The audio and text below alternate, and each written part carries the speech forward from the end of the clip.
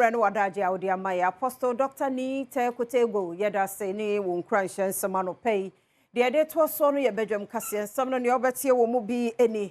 Ghana Mampani John Dramani Mahama so de ne bosume ensia katua ehye Ghana Medical Trust Fund no emu eye Mahama case no.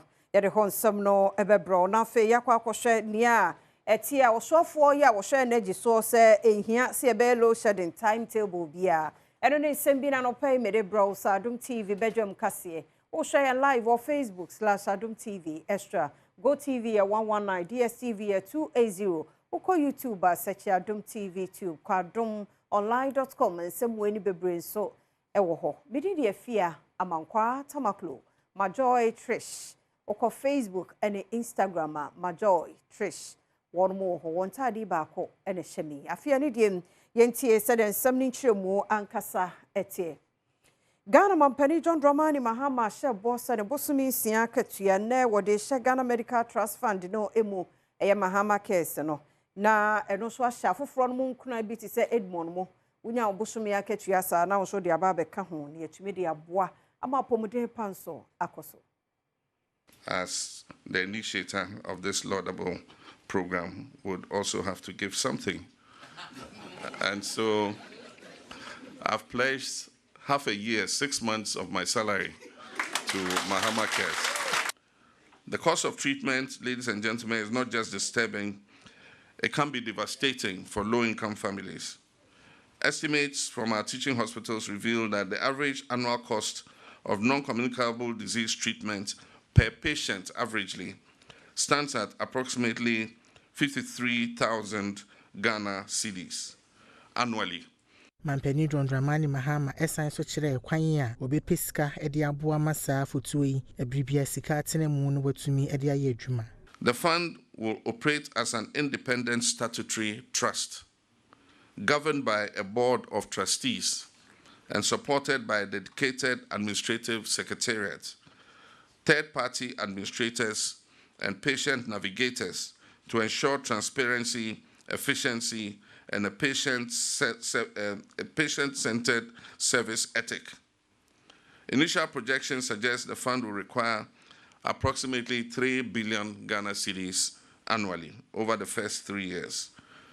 And as was said, the main source of finance is going to come from the NHIL, the uncapped portion of the NHIL. Yet was so. Omai muso for your hearing in a mahode who some so John Janapo, so my Ghana, ye low shedding. Timetable be a war, yan cania ye ne, in an so, dumna so, sonomnia diano. A munchi muntia wakasano, Cassi Edeba. We do not have any excess capacity. And so when one plant goes down, it creates some immediate disruption, which means that we need to work around the clock to bring the plant back.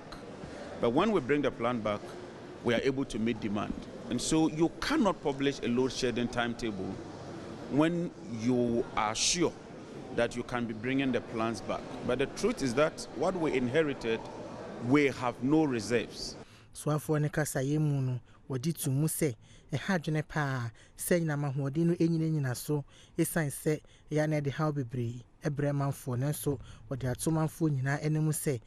And so that is why we are working around the clock. But we are confident that getting into the next few weeks and months, the remaining plants that were down, as we work to bring them back, we have more redundancy. And we have more redundancy, it means that when one plant goes down, you can switch to another plant. And so, like I said, as of December, before we took over, we were shedding load more than 500 megawatts. Presidential candidate won fiem pinoni edonu and na MPP amanyoko ni dimo ye kanema mpani abedi eche Dr. Mahmoud Baumia ne na wodi bi ma ban ye wo ye nkane ya intimi nyina ne na sui na no achi so bosha ahodo bi a wo bonto pema mpani no hyehye ye na so ene won hu so emunsam ene sese na ekoso Elsa na dum somewhere.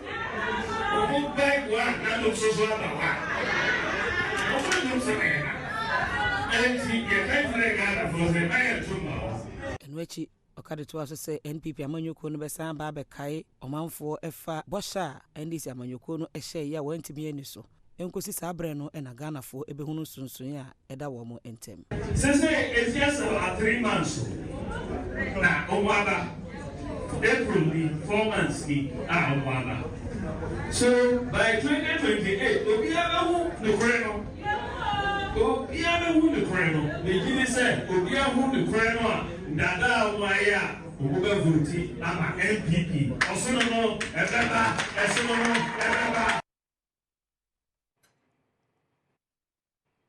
Yetwa Badwam kasia no eso na beto dwa se enipakuo bi a wosiso se woye bambofo na wo mo ye adwuma wo hyehyeye a won susu se amanyofo panifo bi na ahye won se wonye no ene excavators bi a yaje afri woniafo ensem a yede akọ depo forestry commission wo kumasem yeso wo mo sesa edi free ho no ma munsem eni ohwe excavators ahodo a National Security Service wonom egi free omanfo a wo say emfudie ewo galamse ho ensensem a wogini nyina edibegu forestry commission depot no wo Asante Mantem ohwe excavator ye omanemi se excavator babia efri eni babia wo mogie ni nyina no sede ebeye a wonom ede assembly kopie court a omanya nyina so bi agina so nei ewo eye regional depot forestry commission Asante Mantem no ebinum ye omadwe se ka wo mo ba befa eye excavators no afri eye site ede akone so no ye ne empanyifo atwetwe nkomo no mo hye se excavators na ekọ out ni nyina ensam excavators no baako eye enum menemo kasa ohwa wo mo abom modern a wo mo de ababegu site ye ni edi akire sebe ya wo mo de eye excavators yi ekọkọto empanyifo ene wona ehwe se woye enyina brasam ayusu excavator na ase yesuo ne ensase no omotimi achi wo munyina na afenso no emra ene omudi no omotimi ede afa ekwampa so ma bibia etimi aye kama kakakwa brante amanebo Asante Mantem Fema gudie tuo ya ebinu ntu no kwampa so ye frɛ no galamsey no ehunsunso aso na ebebreo enye nsuo no nko a ese no ne ye nkwaye no nemum eyade ese ye mmofra nwomasuan so enya sunsunso aso ye report a child rights international for the abano executive director bright appear kasemu no wohwe miahodo yetu galamsey na nkura suku sem ho nsem no mianimu ne yeteba fom emunsem eni average school enrollment rate no about 93%. Me gidi say e wosoro na wo ba fama ba behwe year o hwe for instance omo ye galamsey na the enrollment rate no ewo no between omo di 5 to 12 years no 61%. Clearly no share the productive period as a crowd code school no, though the average near 93 no, but when it comes to mining areas no, 61%. And also back from almost between 13 to 14, 18%. And also almost between 15 to 17 no, 17%, which clearly shows say the more na and crowd no many more no. The more so na almost omu classroom ekope the same adwuma ye wo galamsey mu na eno no enya nsusuaso bi wo abusua aketua abusua ye adwuma aketua onya on a monthly basis because of the average income earnings of the average the same household our mining areas na 877.90 pesos.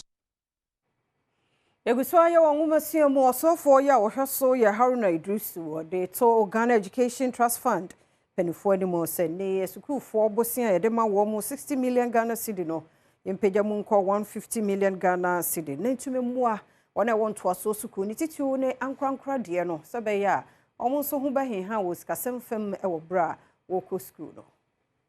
And if we anticipate expanding it to cover other students in other institutions, especially the private universities, I will have no hesitation that into your 2026 formula, we doubled this amount to 150 million allocation to the Student Loan Trust.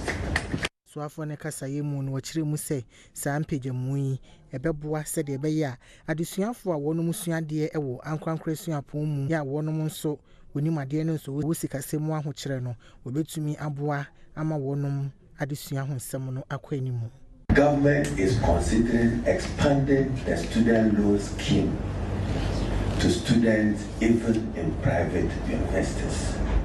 So for this year, your remit will be to look at what is obvious and natural within your mandate, but it's a desire of the president to expand it to other Ghanaians who equally are struggling.